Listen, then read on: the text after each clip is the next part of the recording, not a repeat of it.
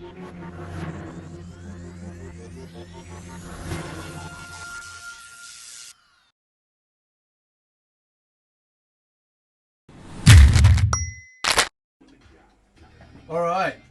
good morning ladies and gentlemen, welcome back to Cabin Fever episode 36 or the Dean Callan Show. Now, I have absolutely no idea if I'm actually live, which is like how I start every single thing, but you might have noticed, like, you might be watching this tomorrow or another day, I'm like 5 minutes late. I couldn't even get my mouse to work.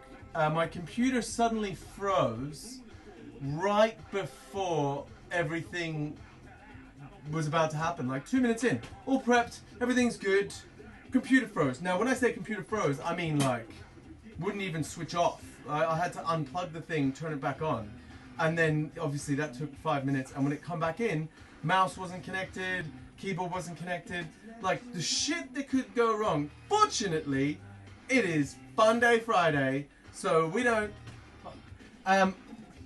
on another note though, I promised myself I won't drink a beer until the show is completely set up and ready to go. So now that the show is completely set up and ready to go, I think I'm getting myself a drink. It's Fun Day Friday. God. And yes! Thank you, Diogo. Oh yeah, mate, I'm getting back to you. I reached out to a couple of people on the conversation we were having privately. But I didn't hear anything back, so I don't know whether that's me or them, like, but yeah, I'm on it. I am on it. Right. Now this is the part where I talk about what happens in this episode. Not much. I'm not gonna lie. I had so many issues with my cameras failing and everything failing that I decided I was gonna try a different angle. When I say different angle, I mean I'm using a different base camera to what I would normally use. The reason for this is that it's a direct HDMI feed. I got super into reading all the information, bits and pieces. Now, this is a great direct feed. I don't have it going through a USB. I don't have a battery issue where it's going to run out. This camera plugs straight into a power source. But, oh, that might be why. That's right. The first problem I had was the lights weren't working. We have lights, okay. I'm figuring out everything all at one time, like a lot of things today. Anyway, change the camera. I'm a little scared. There's a chance that it could just cut out. But I have a B cam, but because my keyboard and nothing was working, it's reset my Stream Deck. I don't have a button for the B cam.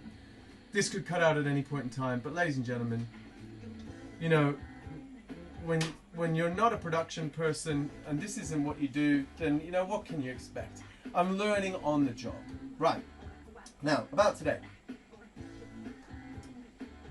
Ultimately, I think today was one of those days where the desire to socialize has started to set in, right?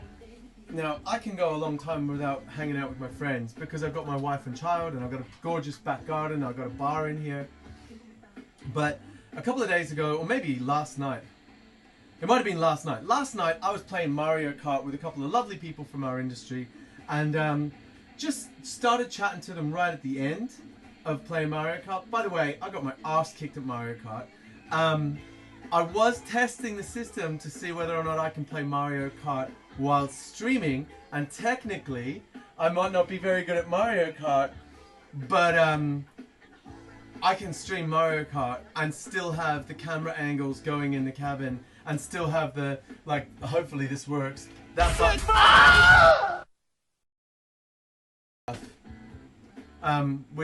what just happened there? I don't know what happened there, but my feed just messed up. Anyway, long story, I can play Mario Kart. But having a chat to those guys, I realized that I miss hanging out with some of my friends from the industry that we can just chat shit and, you know, you're not talking live on air or through text. You can just talk shit and you don't have to really think too much about it. You know, a proper chilled conversation where you've got more than the 5 minutes that you would normally spend on a video call. I feel uncomfortable talking for long times on a video call.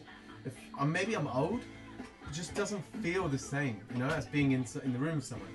And I realized, like, it's been great that I've been getting to chat to Mitch a lot, right? Because Mitch is one of my best friends. Like, I get to chat to him all the time, and it's because of this show, because we've got something we're doing together. It's like having a work colleague. You know, you go to work, and no matter what happens, no matter how many people come through that door, no matter how many people don't come through that door, no matter how in the weeds you get, you're in it with the people next to you. You know, when you're solo, you're just solo. Like, doing this show is a solo enterprise. Apart from, obviously, Electra, my wife, who helps me loads. But she's got her own work to do. So I started to miss the guys. And knowing I'm still connected to Mitch and stuff doing the show, I started to think about, like, the last couple of times we hung out, right? And Karen, Mitch's wife, is super, super cool. Karen was representing this brand called Chiro, right? And I can't remember exactly what's in Chiro, but I fucking love this stuff. I don't have any here because I could only get it in LA, and I can't hold on to it when I get it. I drink the whole bottle. I just chill it and drink it, right? It tastes amazing. So I thought to myself, I know what I'm going to do. I'm going to attempt for the show to recreate the kind of roundabout flavor of Chiro, right? It worked, the sick burn. Okay, so it must be the output to the TV that's broken. I'll figure that out when we next watch a video. Right, so basically I wanted to recreate Chiro, right?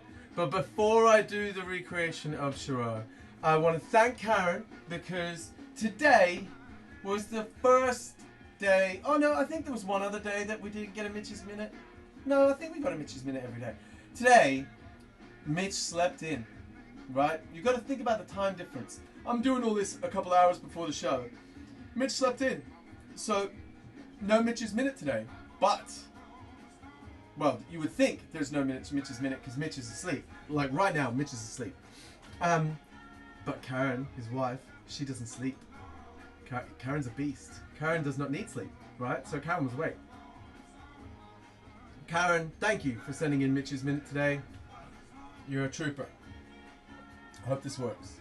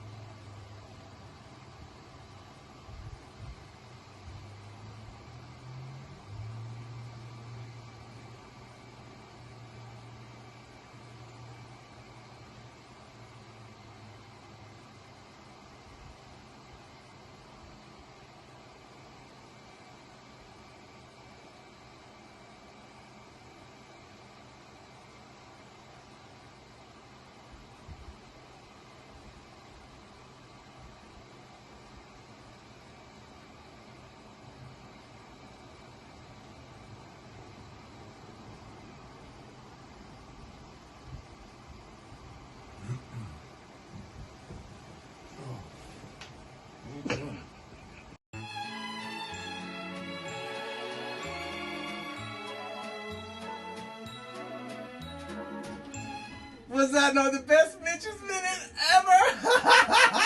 The man was asleep. Ah, that's so good. So good. Okay, so that was Mitch's Minute. Love it. Now, Chiro. How do we recreate Chiro, the flavor? Now, my understanding of what Chiro was is that it was like, I thought it was an agave-based product, but I think it's an eau de vie. Karen knows way more, but I think she said it was an eau de vie. I was kind of stressing out because I was calling her when I was trying to reboot my computer, well, the first time. So like, I'm not 100% sure everything she said, but yeah, Karen, basically, thank you for giving me some insight. I remembered the flavors of mint, right?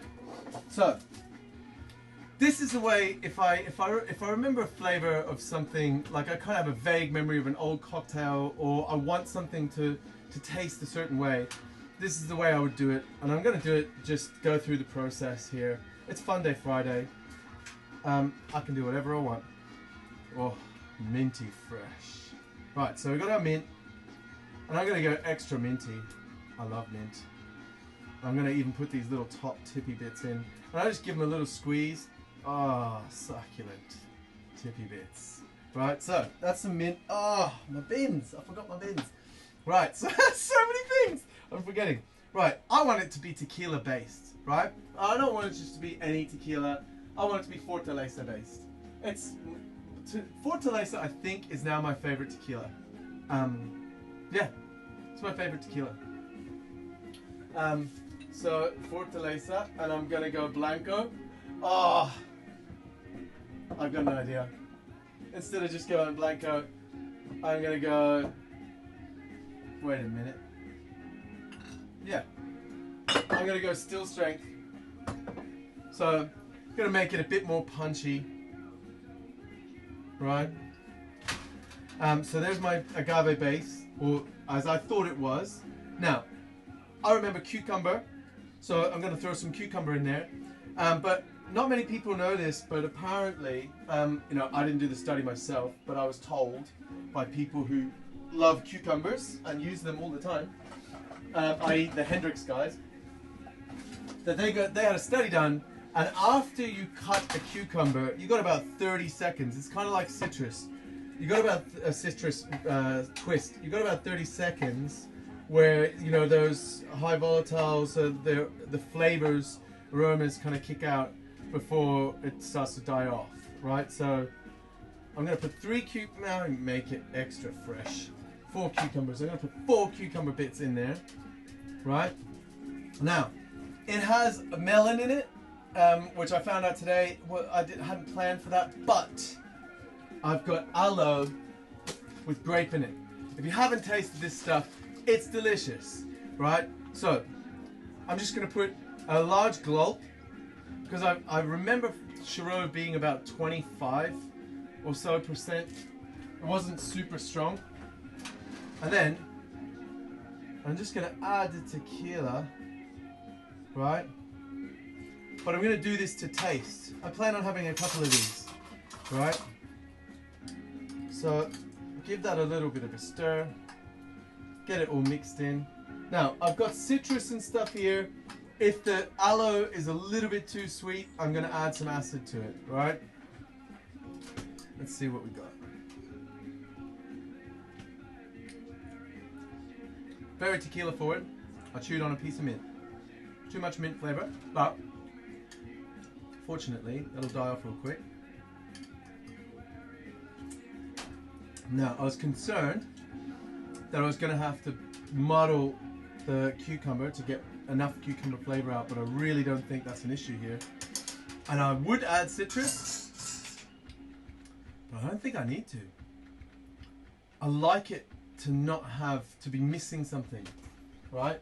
I'm going to drink it this way the first time, and then I'm going to drink one with citrus. I might just make 2 and compare them. I'm just going to use stock ice.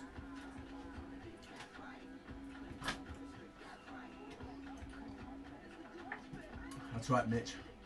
I'm just using my fingers. I know Mitch has to watch this episode at some point, if he wakes up. Right? There we go. Now, give that a little stir. So, I thought of what I wanted to make long before I attempted to make it, right? So, if I was to come up with a cocktail recipe, and you know, bear in mind, the world has changed quite a bit. I haven't bartended in a bar professionally for, you know, apart from some stints here and there, doing guest shifts and short stints, for more than 10 years. And I haven't managed a bar for even longer than that, you know. The last time I managed a bar was 2007, where I had control of the menu. Now, what I would have done back in the day, I would have been like, that's my flavor profile I'm after, and then I would have had, you know, 6 or 7 attempts at this, and I would have, just to see whether or not, you know I want tequila in this because I feel like drinking tequila today. But if I'm not selling a lot of tequila cocktails in my bar, then you know I know my guests aren't looking for tequila. They might be looking for gin, right? They might be looking for vodka. They might just be looking to have an aloe drink. They might be wanting something healthy. I could do a non-alc alternative of this. But I'd start with that. And then the obvious things. This is ugly, like looks dog shit. How do we get rid of that? Like, do we have to use a sonic prep to get the tequila and then put the fresh ingredients in, sonic prep it for a bit, and then take that out, straining all this crap off? Do we just marry it? You know, how do we make it look clean? The ice cubes aren't right. You know, it might not be in a wine glass in the end. We could have carbonated it.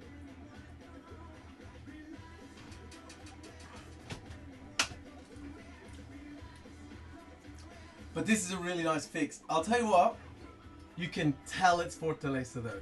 You get a straight up, that's Fortaleza, that's got like a grapey aloe flavor to it. It's delicious. I'm now regretting not putting the citrus in. I think, let me see.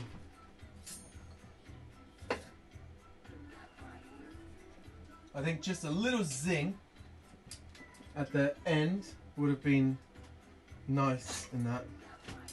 So no lime, mint and cucumber go well together. It's like my favorite combo.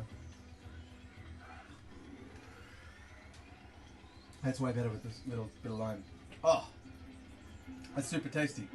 Now, on today's show, I wanted to go back to when I would find things online that I really liked and then share them with you guys, right? So today, the thing I want to share is the 50 best YouTube channel. Now, I find it difficult to get super into Instagram. The short, sharp, like quack, quack, quack. I don't feel like I'm absorbing a lot from it. And looking at images, cool, but you know, I look at some of the cocktail photography that I see, and you just know that you can't drink that drink. It looks great, cool, like, but some of them, you know, you've got like a warm liquid up to there, and then you've got this stabilized foam that's sitting on top, and it looks like someone took a piece of foam, like styrofoam, and then cut it to the size of the top of the thing, and like got the top just right, sanded it and everything, and then like put a little bit of color. It looks like someone made a foam, but they're more into like Warhammer, you know, than they are cocktails.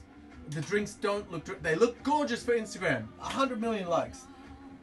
Don't look appetizing to me, you know, and also they look dated because I'm talking about one specific account. You've got like clean drink up to here, no ice, right? And then you've got like big tall glass, foam that's like 3/4 of the glass. And the foam looks amazing, the drink looks great, but that's El Bulli 2001. You know what I mean? The deconstruction drinks that they did. They had a book, it was like this big, it looked like a chalkboard, and on it, you know, you had like white chalk writing, and you opened it up, and there was all the recipes for how to make all their amazing spherifications and everything like that.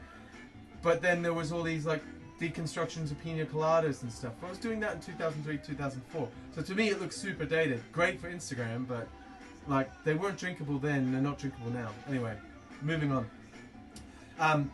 The 50 best stuff though, when I go onto YouTube, I'm watching a whole video and I'm absorbing some of it, and I see some people on there that are awesome. So for example, Monica, like, love Monica to bits. I'm just going to show a short stream of the video that they've made. They put a lot of attention into it, they put a lot of effort into the edit. I'll give you a taste of it so that you can then go onto the channel and have a look. It's definitely worth a look. My name is Monica, and I am fulfilling many roles here at Thayer Elementary. Predominantly, I'm a bartender. Winning Altos Bartender as bartender was very surprising. It's a great honor, and it is a heavy responsibility as well, because you also want to kind of live up to the trust that is given to you. Taller comes from Spanish and it means workshop. And to Right, so that was the little snapshot of her video that I had. I wanted it to not be the whole video. I didn't want to derail the channel they've already got, but as you can see, it's super interesting and it draws you in. The other video that I super like on there is, both of them are relatively new. They haven't put a video up for a couple of months, but they're doing a really good job of giving you an insight into the 50 best bars. And for me, it's really nice to see that kind of thing. The first time I seen it was a channel called Oh Gosh TV. So if you can find it, I don't know where that channel's gone, but Oh Gosh TV was super cool, like 2008, 2009. And you could see they were using a DSLR, and like it was a photographer that was doing the video. Like they kept moving the focal point using a shallow depth of field from one side of a long kind of run of bottles to the other side of a long run of bottles. If you ever see a video and you see this wide angle and then one bottle's in focus and then it moves all the way back to other bottles, like that's not necessarily difficult to do. You're just moving the focus when you're on a tripod or something like that. But to the untrained eye, it looks amazing when you first see it. Actually, it just looks amazing when you first see it. But what you're doing is you're just showing off that you've got a shallow depth of field because you need a big sensor for that. Anyway, this is the Ian Callan Show. I super like cameras, so I'm going to talk about cameras every now and then. Anyway, moving on. This next video I like probably even more because it's like a straightforward. This is Dante, which Dante is an amazing bar. I was introduced to Dante through Naren Young. I've followed Naren's career for a long time. Naren's awesome.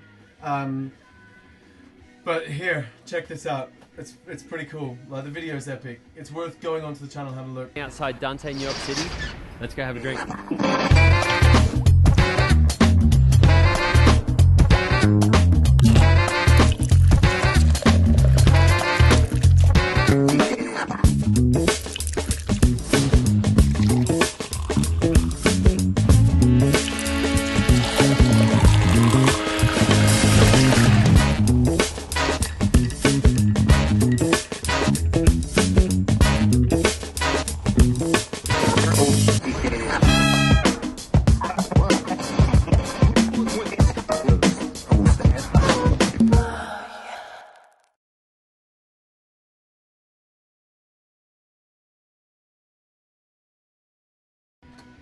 Alright, we're back.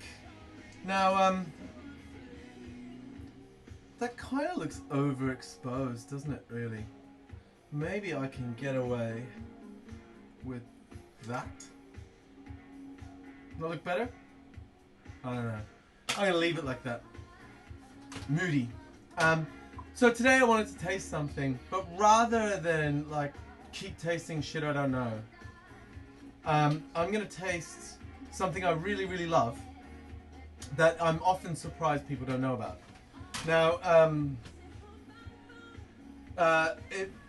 Balvenie, obviously, like, if you look at all these bottles, and you see all the ones behind, it's my favorite brand. I might be punching above my weight as far as affordability. I don't make enough money to just down Balvenie all the time, which is why if you see me on the show drinking Balvenie, I'm in a good mood. And I feel like this is a moment that you could justifiably drink one of your nicer drops, you know? And I'm going to drink it with you guys. So this, years and years ago, a great many moons, David Stewart created and kind of mastered the finishing process. So that means you might have started with a whiskey that it was mashed, fermented, distilled, put into an American oak cask, for example, a refill cask it could have been a second fill, first fill, and it matured slowly, got to an older age, or it could have been taken out at 10, 12, 14 years, whatever. That's already an older age, but some of this stuff, the stuff that they're doing really good quality finishes on, is older than that. It gets to a certain point, it's mellow, it already tastes delicious, but it tastes of first fill bourbon cask or a taste of refill cask. Like you get American oak hint, and then you get the flavor of the house, the distillate, the single malt flavor. By taking it out of that and then putting it through a European oak, let's say sherry cask, the sherry cask, because the oak's slightly different, imparts a slightly different flavor. Or if you finish it in a port cask, which is this one, the 21-year-old Portwood is by far my favorite whiskey. Well, I say by far. By far my favorite, readily available, you can buy it every single day, whiskey. There's been things like Ardbeg Lord of the Isles. Can't get that anymore, right? That was spectacular. There's been a few like Balvenie Ton 1401 releases that I'm in love with, but this is my everyday, I can get this winner. Now, this one, Ton 1401, which you might have watched one of the episodes. I finished Ton 1401 on the show, and I played the last post and just like buried that bottle. It was an emotional moment. Ton 1509 is, Ton 1401 was a finishing ton, so it's too big to be an aging barrel. You take a few different casks together, marry them into this marrying ton, and let them sit there for a while so they get a consistent flavor rather than, you know, fighting with each other, and then you take it out to bottle it.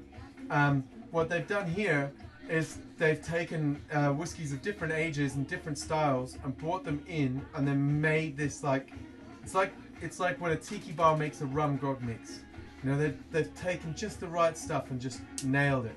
And Ton 1401 was the first time I tasted something like that. And I remember I bought a bottle at the distillery. You could only buy it at the distillery. It was 150 pounds a bottle. They only made 336 bottles, and it was phenomenal. It was beautiful. So off the success of that, David Stewart then released Ton 1509, and it's a slightly bigger ton, I believe. I'm not sure. I'm not the Balvenie guy, but it's in the same kind of mindset. It's just more of it. You know, it wasn't the last one. The first 1401, it had like 6 casks on it. You know, there wasn't enough to go around. It was on allocation. There's not a lot of it, and it's not the cheapest dram, but it follows in that footsteps of no age statement. Like, let's make an amazing flavor profile, and each batch tastes slightly different. So this is batch number 3. I'm gonna have a taste now. It's 52.2%. Tasting notes. I'm not going to give you the tasting notes. That sucks. I hate being told what it tastes like.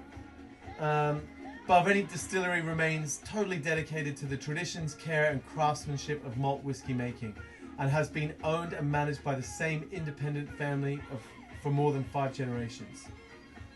Badass, right? So, 1509.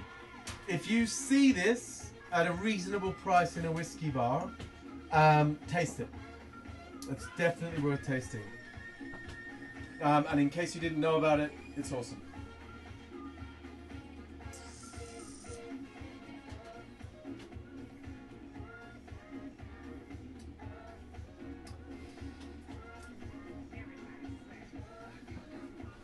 So this has the kind of depth of flavor that you need to be a whiskey drinker to I hate it, I hate saying it, but you kind of need to be a whiskey drinker to sit back and appreciate it. Otherwise you're just like, oh, it tastes like whiskey, like, you know, for example, this one, you can just drink it, you know, it's for every day, bam, drinking. This one, you're drinking it. You're looking at the legs. It's about taking it seriously, giving it time. I will say though, at 52.2, bit of water, opens it up. I wanted to drink this, but I wanted to share it with you as well, because if you haven't seen Ton 1509, this stuff's awesome. Right.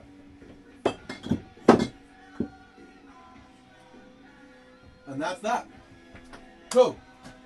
So, I hope you enjoyed the show. This is the last one in the format that I've been running with.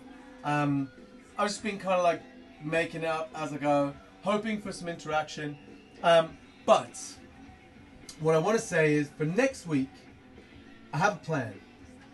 I don't know how many of you out there watch the show on a regular basis, but my plan is to start involving people who are not here, are kind of out there. I've set up camera angles so that they support. You can't see it right now. Let me see if I can get this to work.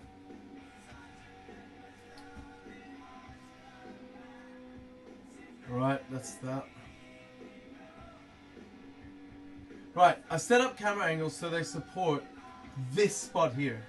Now, if you ever watch the other show, the original show, I would have a guest sit here and I'd chat to them, which is kind of where I want to go. Where am I looking? Which is kind of where I want to go with this, right? Today I spent a long time trying to get Instagram on this guy, right? So that is set up so that at the other end, I can plug my phone into it, if I can find my phone, and it'll bring up this jobby, right? Problem is that when it does work, it shows a widescreen view of whatever I've been looking at, right? So I can't get it to turn sideways so that when I go on Instagram, if you look at Instagram, if I go on Instagram, it has to look like this, right? If I can figure it out so that I can chop into it and make it so that that screen can sit where a person would normally sit. I can go to that camera angle and you can see their face. I can zoom in right on them and have an interview with someone where they're calling me and you're seeing the screen, and it feels like the way I would like the show to work in the future when there's real people sat here. It'd be cool. I could do that. Could be my Wilson screen. That could be my drinking buddy who's not really here, and I could send them the ingredients, hopefully, or they could get the ingredients to have the same drinks I'm having. It'd be pretty epic. Let me know what you think. If you'd like to call in and be on the show doing that sort of stuff as a trial, let me know. Otherwise, have a lovely weekend. It's been amazing fun, and yeah, I'll see you Monday. Ciao.